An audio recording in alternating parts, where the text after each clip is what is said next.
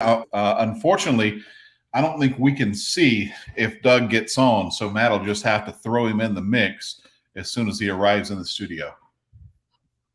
Hello? Hey, you coming on?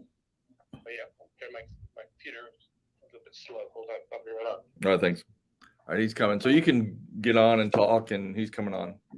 Okay. You're live, it says here. Oh, I am live. Very good.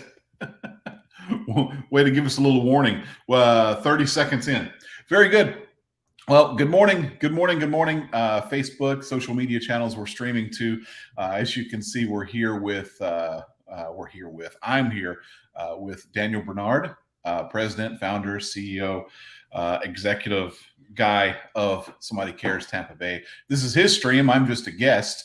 Wasn't really prepared to get started. Thanks, Matt. But in the meantime, welcome to the stream. We're going to wait just a few seconds. We're going to let a few people hop on. I see some people coming on already, so that's a good thing. Let's see. Comment. It's important that you do that as I get my bearing. Dan, we talked about yesterday.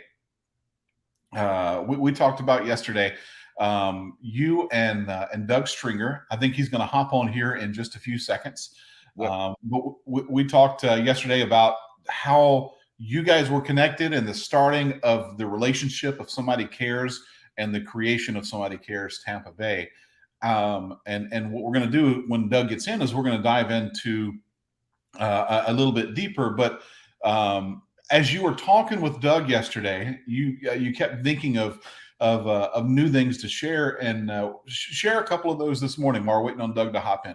Well, it was just really interesting. Even as I began to reflect, as we started this relationship. Basically started out because we were both had a heart to reach the least of these, in that sense of we're going to the streets and preaching and ministering to people, taking people in and so forth. And then, Doug was, like I said, they had the city impact conferences. And I just remembered, I said, wait a minute, that's where I met, Good Luck Kotiebo. And that's from that relationship, I went to Nigeria, so just on and on and on, how it all just weaves together and work together ultimately. And as and Doug, we don't know where people are going and so forth. And he had no idea that that I was going to be heading back to Clearwater, Florida, in the Tampa Bay region, and how all that, then worked out for, as we were, I guess, really kind of where we left off was that we were kind of up to this point where then the Houston Prayer Mountain was taking place, and it was emerging where the name Somebody Cares was becoming like a vehicle by which the pastors and ministry leaders in Houston could come together around to impact the city. And this, as we know, as we shared, this thing in Tampa Bay was just blowing up. It was here we are having pastors put together this covenant of unity, which we've already shared. And then we felt the need to bring the pastors together. And then the local Christian television network opened up and said, listen, we'd love to, air that and live on our station. So we had 126 pastors packed into the TV station, and we had Pastor Bill Anderson from Calvary Baptist Church and others. And so at that point in time, prior to that, the pastors had met, and we decided that we were going to adopt the name Somebody Cares Tampa Bay. And so we invited Doug to come and minister that night. And it was very powerful. And as I mentioned, it was so powerful. The people of God, they're already ready. They're more ready than the pastors are to come together. They want to see the body of Christ come together, work together. They want to see that expression of God's kingdom on the earth in its fullest. And as I mentioned, and as we know in John 17:21, Jesus said that we would be one as he and the Father are one, so that the world will know that the Father has sent him. And so we talk about them when we're not really actively pursuing relationships and unity across racial and denominational lines. We're actually hindering the revelation of Jesus in our cities. and so also then we're hindering also the commanded blessing of God on our cities. And so, all those above. So anyway, but with that, the bottom line is that, the pastors just, they love the name, and so many people do. As I already mentioned too, the kind of the thing, Doug, I don't know if you remember me ever sharing this with you, but, we thought that it was the billboards and, how God just did that. We have no money and somebody cares. I'm not getting paid. And now we got 20 billboards going up. We got the prayer boxes and the yard signs and the banners and all over the city. And then I think the 250,000 door hangers. Remember that? And we'll talk about that, how you guys came in and did that. But so we had all that out there. And so I'm thinking that's what the Tampa Bay Rays saw. They saw all that. And they said, well, wow, these guys must be really big. Let's do an event with them. Right. And so I finally asked him, after our first Raise the Roof, I finally asked him, I said, hey, why did you call us? Why did you call us? And, you've got the Fellowship of Christian Athletes have been around for 20 years and all these other organizations and churches that have been around. We're just this little fledgling 1.5 old, ministry. Why would you call us? And he said, honestly, we were just going through the phone book and we saw the name Somebody Cares and we decided to call you. So just going, wow. First of all, it's kind of like, humbling is like, oh, I thought it was all this stuff, no. we just saw that name and we said, we're going to call. So there's actually, definitely an anointing and so forth. So God just knew that we're going to be crazy enough without any experience or any money to go ahead and say, yes, we're going to field Tropicana Field. You got to find some crazy missionary to say yes to that, I guess. And that's how. Right. So this is what I don't think you don't talk about enough. And I want to bring this up because you have a real problem tooting your own horn. And I think in some levels that could be really good. But you're talking about the level and the caliber of the things that you did just then specifically with hardly no funding coming in. And I see that in our relationship together. I've seen that over the past few years. The simple fact that you're putting together all of these things, you're putting together all of these pieces, and you have not, in the first instance, collected a paycheck. You don't get paid for being the president, which is a really weird thing. Me as a business person, I couldn't do it. I'd want to do it. I'm one of those people that would love to live off the 10% and give the 90. But you've been putting these things together, and it's not just you and what you're doing, it's the amount of stuff that you're able to do with very little funding. And I do want to talk about that later, but I also don't want to ignore that Doug just hopped on. Good morning, Doug. How are you, my friend? I'm good. Good morning. Oh man, it is a good morning. We had a quick jump start this morning and we're getting to go. And Doug, what was it like when you started your first chapters outside of Somebody Cares Tampa Bay? What was it like growing Somebody Cares kind of throughout the nation? How did it start, and then how's it different now?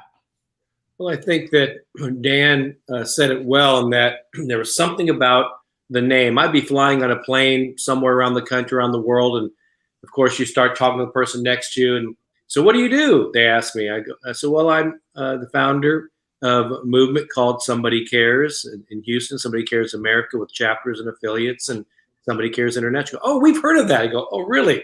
There's just something about the name that people felt like they knew the name. They can identify with it.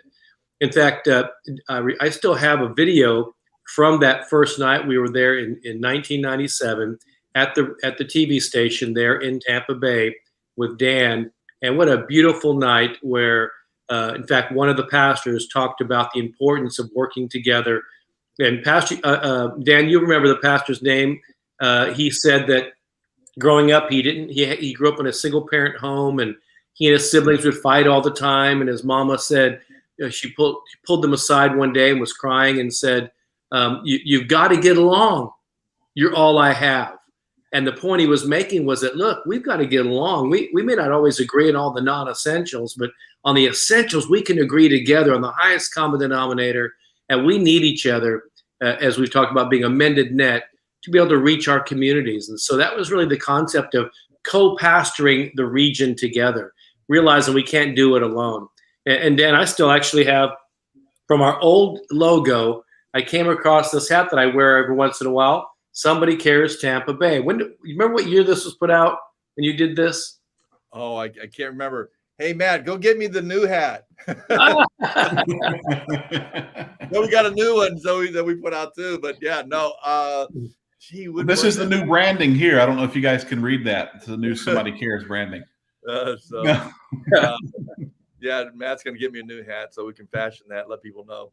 Well, For your donation of only $2,500, we'll give you a hat. But you remember that it was so organic back then, and that there was this need to connect and people recognizing that we had to become part of something bigger than ourselves. So initially, when the concept started and then people began to rally around the name, and then Dan did something incredible because we did the door hangers, we did the books of hopes, and then Dan had this incredible idea. And I don't know if you could still almost rap it the way hip hop, like a hip hop artist. You say, just imagine going into your city. And Dan, remember you had the prayer boxes, we had billboards. In fact, in Houston, we had a billboard company donate to us for free the real estate of the billboards all around the city that just said area churches and ministries want you to know that somebody cares Houston. And then pretty soon other place, somebody cares such and such place. And we had yard signs. So Dan, you remember how you used to say that? You used to say that, can you imagine going to your city, Tampa Bay, and you go into the grocery store and you see a box that says, need prayer? Somebody Cares Tampa Bay. Or you go into somebody's neighborhood, you see yard signs, need prayer? Somebody Cares Tampa Bay. Do you remember how you just say that? Yeah, that's what I would say. Hey, you're going to drive into your city. You're going to see a billboard that says the year of answered prayer, need prayer. And then you're going to drive into your neighborhood. You're going to see the banner and on a church, it's going to say year of answered prayer, need prayer. There's that old logo. And then you're going to see, you're going to go up to your door and in your driveway, and there's going to be a door hanger there and says year of answered prayer, need prayer. And so hopefully people get saved just out of self-defense. Oh my goodness, these people are everywhere. Yeah. But that was kind of how it was like, and that was the whole purpose of saying. Like I mentioned, I believe that because of that prayer covering is because all these things began to happen, and what you knew it was the Lord, the hand of the Lord, because there wasn't money behind it. There was no denomination or association saying, hey, go do this. We just were following, said, this is what the Lord wants to do. God had already, we believe, deposited in the hearts of so many people in Tampa Bay. That's why they responded so quickly. They were saying yes in agreement, and just quite honestly needed someone to say, yes, let's go, I'm sorry, go ahead. No, I just said, and people responded, by the way, here's a new hat. This is the one we're putting out. Well, I've got one of those too. Well, yeah. I'm collecting them. There you go. But the collaborative, is that here's how it works. There's so many things that were birthed out of collaboration that are now being used under different banners all across the country. It's most like we've been working together and we've seen things pioneer, forerunning, and seeing things happen like CareFest and other things that call different things across the country. But, really, we were a ministry of doing many things that were initiating because of collaboration and kind of the think tank and the brainstorm, kind of a gatherings together of people who have like hearts. I remember even those door hangers. I came back from Germany, from ministering in Germany. I was facilitating one of our local Greater Houston Somebody Cares pastors gatherings. And we were just talking about how many homes there were in the Greater Houston metroplex, so to speak. And I remember looking at those door hangers, and most of them would cost 5-10 cents a piece, really nice on the front and back. And so I said, but I did some research and I told this to the pastors. Did you know that if your church did 100 or 1,000 or 5,000 of those prayer door hangers for your church, it would cost you about 10 cents a piece? But did you know we can get 1 million prayer door hangers in Spanish and English front and back for 1 penny each if we do it by bulk? So when we do things together, it's better kingdom stewardship. It's less expensive. So I said, so you don't have to give up ownership. What you do is it says area churches and ministries want you to know somebody cares. And we had a little box. You can put your own church address and name. So you're a part of something bigger than yourself. So now it's not about you. It's about the larger kingdom concept for the whole greater Houston area. It would provoke churches to want to do something. And to others say, well, who are these area churches and ministries? See a billboard, see a door hanger if you need prayer. And I remember one time also, you brought over Richard Shear and myself and Hank Marion. And Richard at the time was the pastor of Bamwell Baptist Church, and Hank was the associate pastor. And they had this idea of wanting to do 3x5 mile, these quarter quadrants, where we did 3x5 miles, and they were thinking, no, we want to do it like half a square mile blocks, where people would prayer walk neighborhoods and so on across the greater Houston area. That would have been about 2,600 square miles that they were trying to cover, but they didn't know how to do it. They just had a good idea.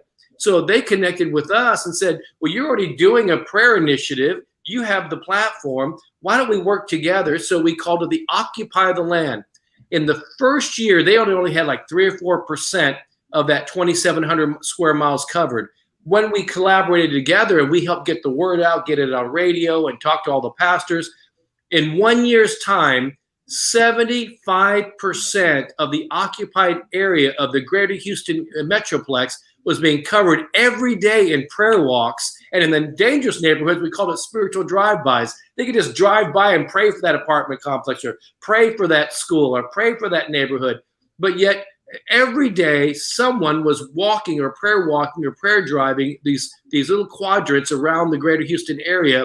And we saw that juvenile crime decreased by over 30-something% that next year. So, we know that prayer works, but it's about working together and being a part of something bigger than ourselves. And one last thing on that, we thought that was a great idea. So then I was working with the Anti-Gang Task Force, and they said there was over 300 posses and gangs in the greater Houston area. So we decided to write up a manual on how to identify at-risk behavior and gang intervention and work with schools. And so the police department actually used our material, and we did a 6-hour training. And if they went through our training, they could actually have an identification with the Houston Police Department Outreach Division to go to any school and to be a consultant on those schools. And then we began to do these trainings. And then from there, we took the 300 posses by name and gangs by name, put them on that same key map of the greater Houston area, and identified every neighborhood where these gangs were and put them up on a huge key map. And we called it Adopt a Gang. We got the churches in those areas to say, hey, there's 2 or 3 gangs or posses in your region. Would you pray for them?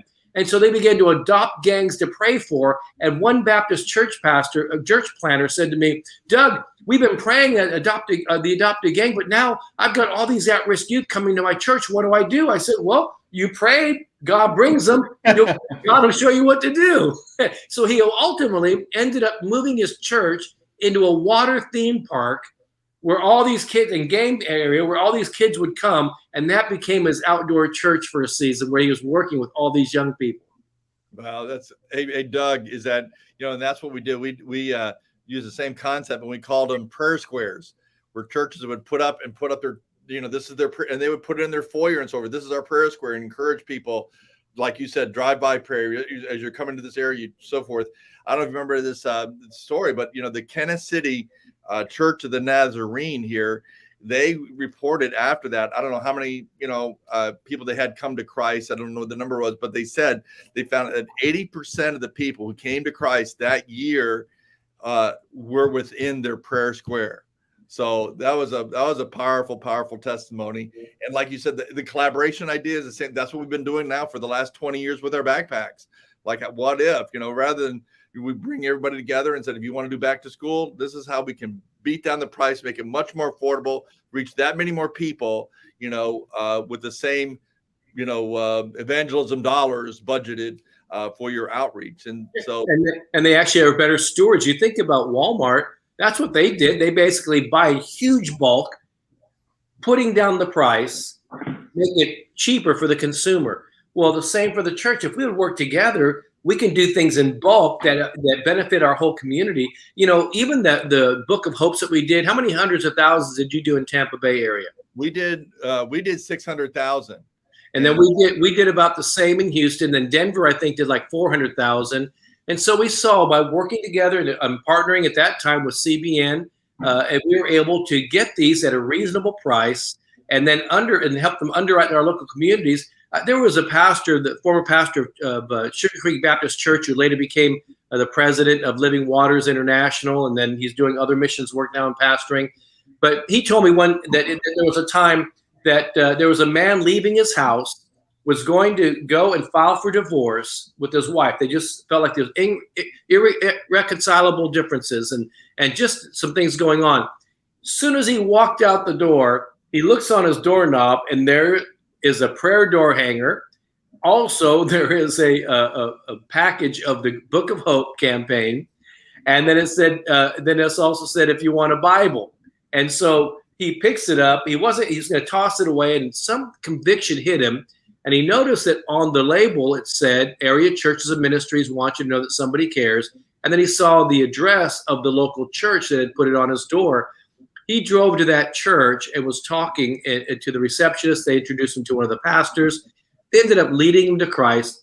He and his wife got back together and began to serve the Lord together. I mean, there's story after story after story of things like that, where we've heard of people that all across the country that got the concept somebody cares, and realized there were actually churches in the community that did really care for them. Yeah, and I think that we can talk about that later, but I want Doug to share one story, Jade, then we'll turn it back to you. I know you want to jump in, but Doug, you got to share the Blue Healer story. Oh, yeah. That's yeah. Well, I'm not trying to plug the book, because it really is plugging Tampa Bay too in all of our chapters, but they can get a good idea of a lot of our chapters through this book, Mending the Net, Bringing Hope in a Hurting World, and forwarded by Jack Hayford. Originally, we called it Somebody Cares, a guide to living out your faith, but that really wasn't the right name, even though it's connecting all of our chapters and affiliates, because it really is about city transformation, community transformation. And even as Dan says in the endorsement of this book, that we were talking about reaching cities before it was cool to talk about reaching cities, before it was cool. And so we're excited to see so many people using the terminology now, or creating verbiage for it. But I write about it in this book because it's been rewritten, just released a few weeks ago as a new book. Although it's the original book, they added 2 chapters in there and talks a lot about what's happened the last few years with all of our relationships and affiliates around the world, in the midst of a pandemic. And but the Blue Healer story is Hank Marion, who now pastors New Haven House of Prayer. It used to be called Bamble Baptist Church. He grew up in Texas, and they used to have Blue Healer dogs. And Blue Healer dogs live to do one thing. They live, eat, and breathe to do one thing. That's to bring in the roundup, to round up sheep or round up cattle.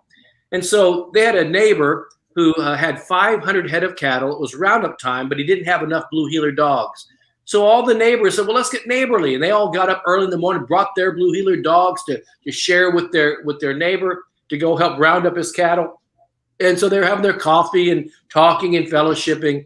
And then all of a sudden, they let open the cage and say, go Blue, go Blue. And that's what they'd say to their dogs.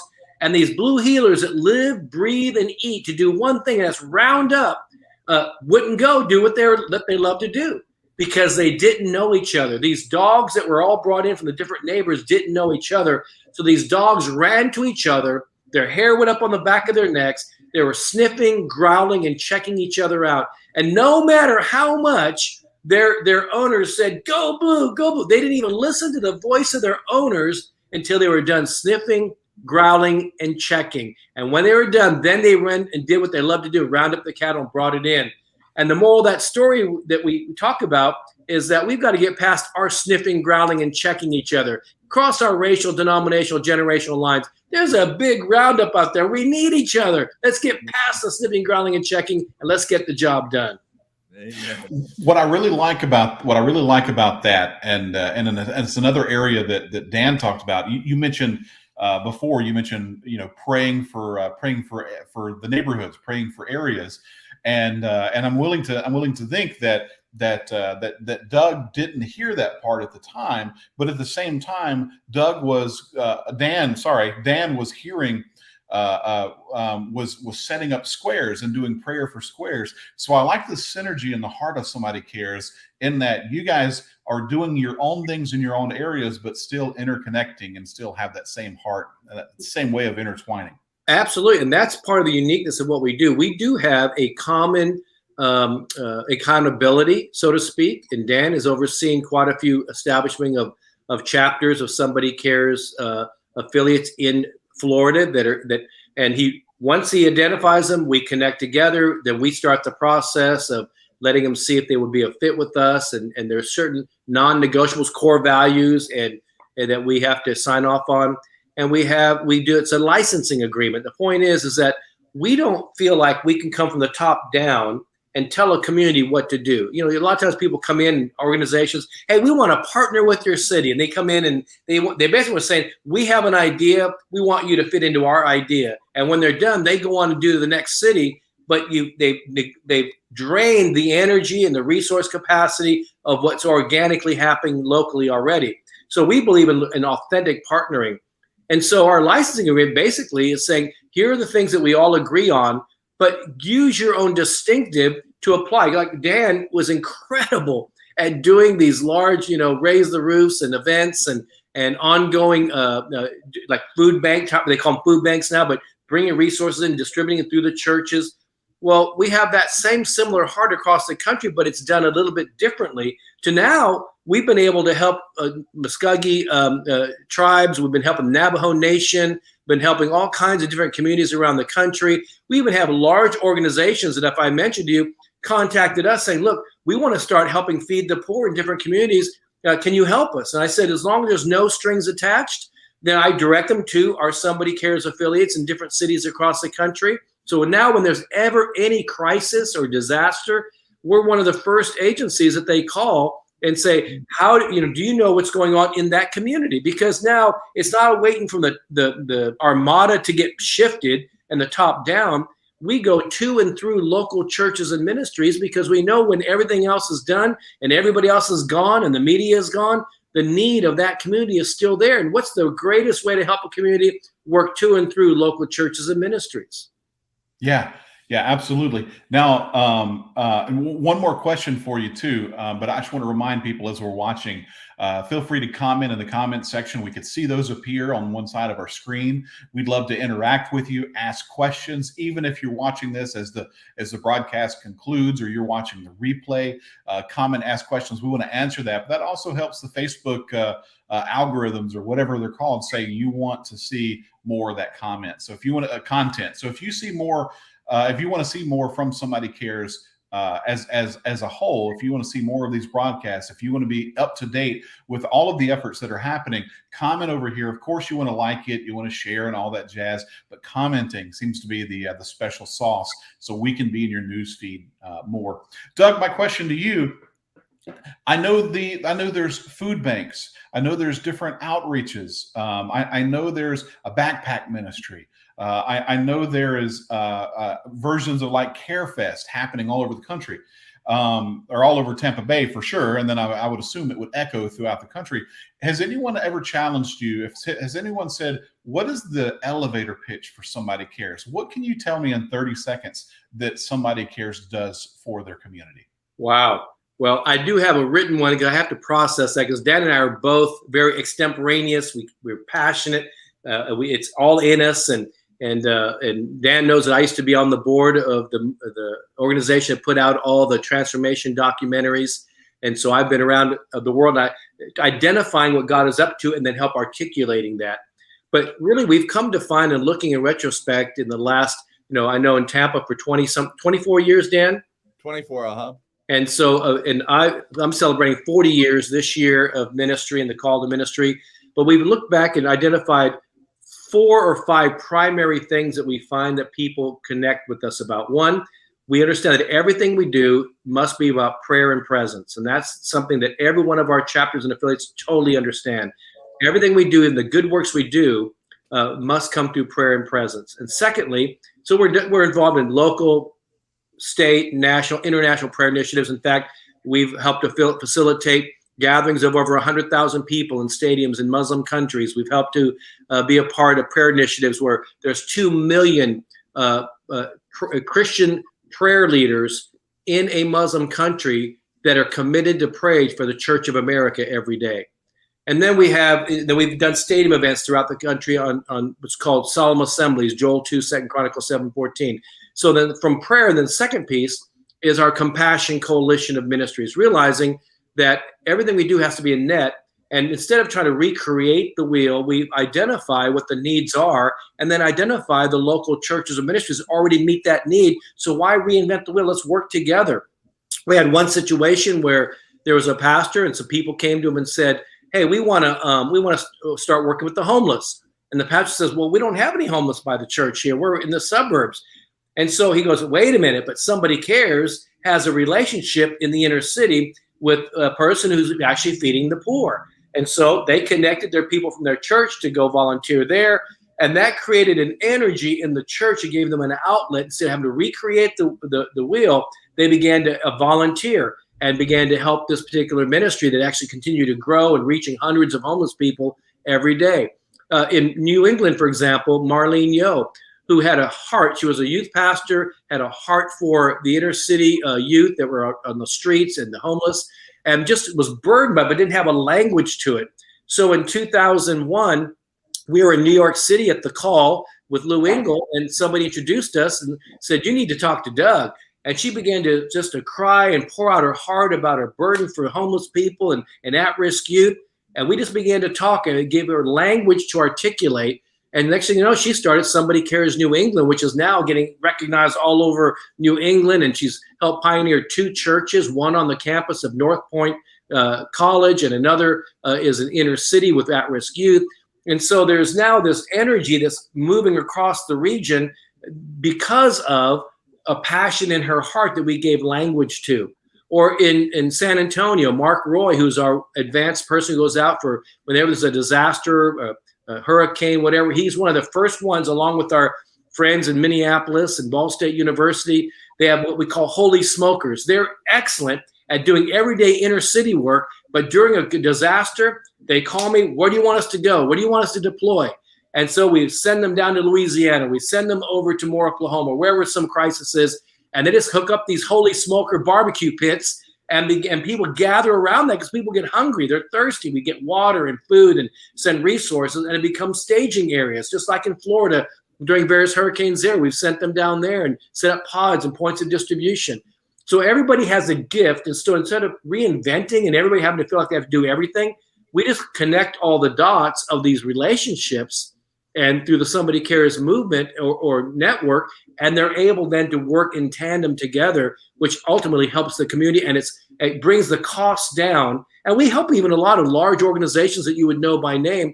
In fact, during the Hurricane Harvey and the floods in Texas, we were down in Rockport, and there was one church that was just destroyed. So we just set up shop in the parking lot there. And the next thing you know, all the major agencies started coming around us, and they began to put into their systems in place, which helped the community. But we started by just going in the parking lot of a dilapidated church that had been destroyed during the hurricane. And the next thing you know, the pastor from the main campus comes out. He gets blessed. We use his main campus as a distribution center. And so we see that from a Compassion Coalition every day, the people doing work every day connecting together. Now we also have, from that has become a natural movement into disaster relief. And disaster relief isn't something that we're experts at or we started out doing, but because we have ministries that work with victims every day, victims of crime, the homeless, those in need, families in need, when you see those kinds of ministries already working together, the natural transition is when there's a crisis, is go to them. They already have a system in place. They just have to increase their capacity, and we help do that and leverage that so that we become known for disaster relief because of the collaborations. In fact, the Indonesian tsunami and the earthquake in Haiti and all of the Japan, the tsunami there, all these different places, we're just a small entity, but yet we come in and we begin to be recognized by entities and governments in Indonesia to Japan to other places, Haiti, because we're able to help connect the dots to make sure people that would fall through the cracks are not falling through the cracks when all the big relationships leave. you still have to empower the local relationships. So that's the uniqueness of how we work together. We have, Tampa Bay, Somebody Cares St. Augustine, that's taken on the Care Fest and then has some other areas of uniqueness of adopting homeless kids and helping them finish school and getting scholarships for school and other ministries like that. Everybody has a unique desire, but they all have a desire to pray in presence, a desire for compassion, evangelism, and thirdly, they're available for disaster reliefs. And ultimately, the fourth thing we didn't try to do, but it's happened, is that we become known now because you have down and outers and up and outers. We have athletes, CEOs of large businesses, foundations that are coming to us saying, how can we serve? Because they've been watching how we work together. And it's not about who gets the credit, because we have a saying within our ministries that while men reach for thrones to build their own kingdoms, Jesus reached for a towel to wash men's feet. A lot of times we don't get all the credit. You mentioned, Jade, even Dan, he's not going to toot his own horn. All of our relationships, they don't do that. But they are the ones that people begin to realize if you take that person or that ministry, that Somebody Cares chapter out of the mix, things would be so different here. But because it's in the mix, it's bringing together people from all different backgrounds who really do care for their community. So what I'm hearing in a nutshell is prayer, obedience, compassion, and really networking. And leadership, people, because of that, it's given us an avenue to minister to a lot of leaders. In fact, Dan knows, and I know the co-founder of the Orlando Magic basketball team. Well, he contacted me via social media because he read my book, Leadership Awakening, and he promoted it. And so I sent him a direct message, hey, do I know you? He goes, well, I'm not sure, but I really like your book. I said, well, would you write an endorsement for the next print run? Within 24 hours, he's got me an endorsement. So that's how this thing works. The more we're out there just doing what God's called us to do, God brings the right people around to help us. I'm going to, in a moment, find you the actual, you said elevator version of what is Somebody while you're finding that, I'm going to tell you. So Somebody Cares Tampa Bay, and Jade, you can tell them what's coming up if they want to support us, how they can do that. Yeah. But hey, what our mission statement is, and I'm just going to officially adopt this for Somebody Cares America right now. So we unify and empower the body of Christ and people of goodwill, as a caring community to transform the nation. You like that, Doug? I like that. And here's the one that we have out there now. Somebody Cares is a coalition and network of organizations and churches and ministers impacting communities through prayer initiatives, compassion outreaches, training and responding in times of crisis, as well as encouraging and equipping leaders globally. That's so good. That's good. And before I understand, send me your statement so we can incorporate that, Dan, and then I'll send you mine. Yeah. Okay. Yeah. So what I did before knowing, I knew Doug before I knew Dan, sorry.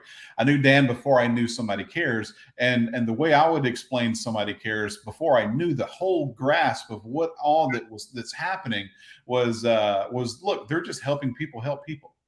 That's good. Yep. So that's a really cool thing. Real quick, supporting Somebody Cares Tampa Bay for the means of that. There is a gala coming up that's hosted. It's a yearly gala. Dan, how many years have you guys been doing the gala? We've been doing the gala 11 years. So we didn't do it last year, obvious reasons, but.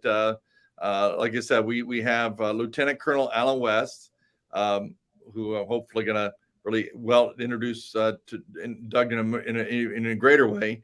But Lieutenant Colonel Alan West, great man of God. In fact, he was just at some Baptist convention, I think they're in that he shared at. But anyway, he's going to be our speaker, and on September 4th, and we're going to have a special message from Doug there. We're going to pop that in too, I think.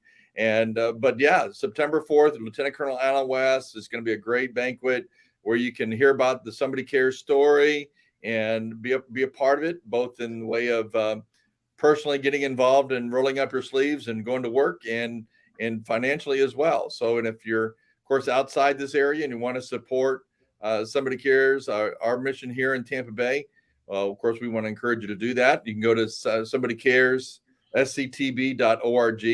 And by the way, if you want to just support Somebody Cares America, you can do that as well. You can, for this purpose of this particular live stream and so forth, you can just go to Somebody Cares Tampa Bay and mark it for Somebody Cares America, Somebody Cares International, SCA.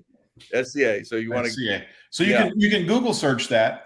You can Google search that, or specifically for the gala, you can go to SCTB. That stands for Somebody Cares Tampa Bay. SCTB.org/gala. And you can get your tickets and reserve your spot there. Last question of the day, and there's so much to talk about. There really is. There's no way we could have squeezed this into 2 days. We'll have to figure another way to elaborate even more. But a lot was covered. My question for you, Doug, now, someone's watching this from a city where there's no presence of Somebody Cares, and they really feel led by the Spirit. I want to do something. These things that I'm hearing today is what I want to start in my city. How does someone learn, or is someone able to reach out and say, hey, we want to form a Somebody Cares in our area? Yeah. Well, I think Dan would agree with me and so many others of our relationships and chapters, because like I said, many of our relationships don't even use the name Somebody Cares in their name. Like, one of our great ministry partners is Love Bot for Orphans in Colombia. Another is Core Love for Orphans in they're actually mainly in Haiti, but also in India and Honduras and other places. Love Botswana, Africa, and so many other ministries that are directly connected. We're all connected at the hip, but they have different distinctives and names. But they would consider themselves a part or partnership with Somebody Cares International. So if there is a community that wants to see something similar, just contact us at our organization, and we will help. Contact Dan or contact me, and we will send you the basic information of how to do that. There has to be accountability. So we have, like I said, a licensing agreement that has been worked on by U.S. attorney to attorneys to others, because we want to make sure we give autonomy with accountability. And as I said earlier, alluded to, that Dan and I have had to work with some people that they moved past that place and felt like we had to take back the licensing agreement for a season because of things in people's lives, because things happen. But we want to walk people through, but we want to make sure we keep the integrity and the continuity of what has become known as Somebody Cares America and Somebody Cares International. Understood. Doug and Dan, this is a time for any last words, but over these last few days, I feel like I've gotten to know the both of you a whole lot more. I want to encourage people to share this replay as we wrap up here. Share this. Be sure to comment. Be sure to ask questions. I think this is our last interview with Doug for a little while, but I'm sure he's going to be back. But guys, thanks a lot. I appreciate it. Doug, it was nice to meet you, and Dan, it's a pleasure as always. Any closing words, guys? Well, I wanted to encourage you to get behind Somebody Cares Tampa Bay, and one thing that does make another distinction about all of our relationships in our association and affiliate and movement of relationships is that they're not just a network of umbrella. Many networks are constantly bringing people under their network, but they don't do anything. I've had actually leaders of major networks come to some of our global summits with Somebody Cares and say, you're doing everything we're already talking about. The difference is that most of the ones that we work with, although we leverage those who are doing the work, we also all come from doing the work. So we're practitioners, not just theorists. We're practitioners who are connecting with practitioners who then have this authentic, we call it a net that works. In other words, there's a lot of network going on out there. It's passing out cards, but a net that works is one that's really doing something together and being amended together, cast together by the Lord, and sing a greater harvest. Wow. I want to just share about that too. And Doug, maybe I know we're going a little bit long, but maybe we should share about the summit coming up, because I think people have come to that summit and look, and from the outside in start to had an inside look of how we operate, the culture, and so forth, and come away from there going like, hey, I want to be a part of this group. I want to be a part of what's happening here, knowing that there's really just let people know as they come on and be a part of it. There's no financial gain. So it's not going to be like, oh, we're going to be able to, help fund your ministry or anything like that. But it's that cross pollination of really how the Spirit of God is working in our various cities that we can glean from and adopt and use. And as you mentioned, we, because of the unity, we offer to the other chapters and just other churches throughout the country, a great deal on backpacks, filled with school supplies and things of that nature. So there's other things that are like cost efficient, if we will, to do that. And of course, out of the relationships are a lot of things happen. So, just wanted people to understand, there's no financial thing involved here, but it's just the relationships and helping to become more proficient in reaching people in your city and building those relationships with people in your city, and quite honestly, just to have Doug and there and to share with one another, and as we have different relationships, like you just mentioned, Pat Williams, and be able to share, that relationship, and the other, and Doug the same thing, who he knows and so forth.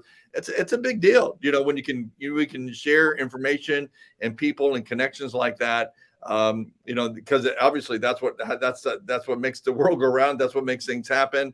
So it's very, very powerful. And so anyway, Doug, I just want to why don't you share real quickly, Jade? I know we're going a little bit late, but it's okay. Summit. Yeah. Tell them about the summit so they could come to that. And well, our last one was October of 2019. Of course, 2020 we didn't have one.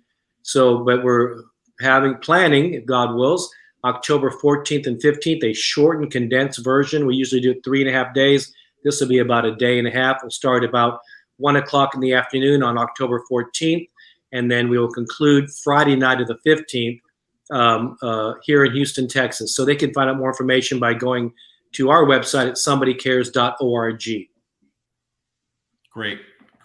What's in the previous summits? I mean, you've piqued our curiosity. We're lucky we're not on TV. We have a little bit of freedom here. What do you execute in these summits? What happens?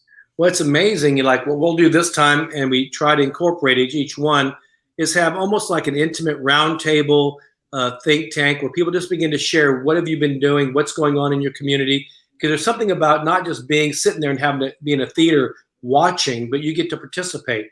And so we've had different people come in and share, of course, but we also have a lot of interaction and discussion, because out of that, things are then birthed, and people, man, I want to do a Care Fest, or hey, I want to be a part of disaster relief, or hey, like for example, one of our leaders is a Baptist minister. He's been our director of Somebody Cares Jasper, Newton counties in Texas. When he first started, he was just working with us and helping his rural community. But then when Hurricane Katrina and Rita happened, all of a sudden they got thrown into it as well. Now he's on the state board of different things and long-term recovery. So together we've been able to help the community. Actually, we just finished working after Hurricane Harvey, which has been over 3 years. We've helped over 500 plus families get back into their homes just in that rural area because of the collaboration. So, for example, somebody calls me not too long ago and says, hey, our source for truckloads of resources to help particular Native American nation is what fell through. The resource fell through. What can you do? So we contacted one of our disaster relief partners and said, hey, is there any way you could help us out? Well, they ended up sending some great stuff down to help. So it's just connecting dots and working together. And I think the summit helps to bring that. And I think Dan said it well. There's something about being around that DNA, that environment, that people begin to capture it and begin to take that very same principle back to their communities, no matter what they call it. And the idea is that we want to be there for them. But, at the end of the day, the kingdom of God's built on relationships, first with God, then with one another. Yeah, very good.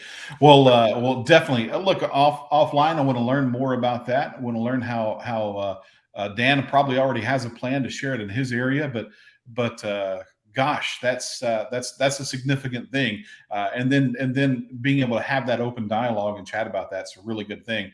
Look, I think we're 50 minutes into this broadcast. Guys, if you're watching this as a replay, like and share, but also feel free to comment. We want to answer all of your comments. Yesterday, we had a few comments come in and we were able to respond and engage with you. We want to make this a two-way street, so where you guys are not just watching us, you're able to be part of the conversation. So feel free to do that. Guys, it was a pleasure. We're going to sign off now, and until next time, keep doing exactly what you're doing. Amen. All right, Dan, remember there's no room for retirement. Right. I learned from a Jewish Orthodox rabbi in Israel. He says in the original Greek, the original Hebrew, there is no word for retirement. So I like it. We moved to new assignments. I asked Dan if he worked a 40-hour week, and he said, "No, I don't do part-time." That's right. That's right. All right, we'll see you guys later. Bless you. All right.